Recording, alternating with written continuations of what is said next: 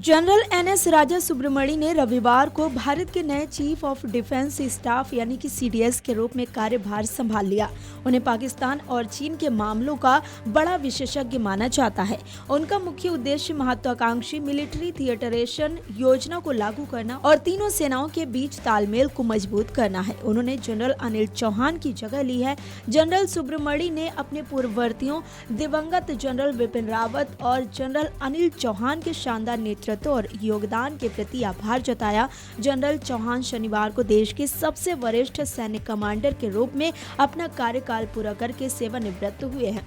General Subramani इससे पहले राष्ट्रीय सुरक्षा परिषद सचिवालय में सैन्य सलाहकार के रूप में काम कर रहे थे। वो पिछले साल 31 जुलाई को थल सेना के उप प्रमुख के पद से रिटायर हुए थे। पद संभालने के बाद जनरल सुब्रमणी ने अपनी प्राथमिकताएं स्पष्ट की। उन्होंने कहा कि उनका मुख्य ध्यान सशस्त्र बलों के बदलाव और संगठनात्मक सुधारों पर होगा। वो प्रधानमंत्री के JAI विजन यानी कि ज्वाइंटनेस, आत्मनिर्भरता और इनोवेशन को लागू करने के लिए प्रतिबद्ध हैं। उन्होंने कहा कि सेना, नौसेना और वायु सेना के जवानों की ट्रेनिंग और उनका कल्याण सबसे बड़ी प्राथमिकता होगी।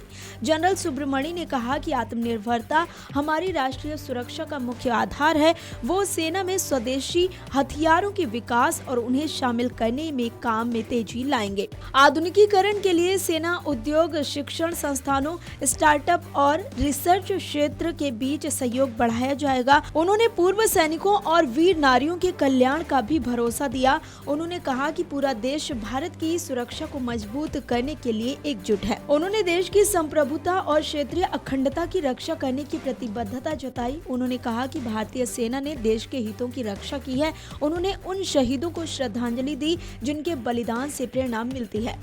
उन्होंने नागरिकों को भरोसा दिलाया कि सशस्त्र बल समर्पण, साहस और सम्मान के साथ देश की सेवा करते रहेंगे। सीडीएस के रूप में उनकी सबसे बड़ी जिम्मेदारी एकीकृत सैन्य कमान बनाना है। जनरल सुब्रमणी का सैन्य करियर 40 साल से भी ज्यादा लंबा है। उन्होंने अलग अलग इलाकों और संघर्षों के बीच काम किया है। वो 1 जुलाई 2024 से 31 जुलाई 2025 तक थल सेना के उप प्रमुख रहे। इससे पहले मार्च 2023 से 2024 जून तक वो मध्य कमान के general officer commanding in chief थे। वो राष्ट्रीय रक्षा अकादमी यानी कि NDA और भारतीय सैन्य अकादमी यानी कि IMA के छात्र रहे हैं। 14 दिसंबर 1985 को उन्हें गढ़वाल राइफल्स की 8वीं बटालियन में कमीशन मिला था।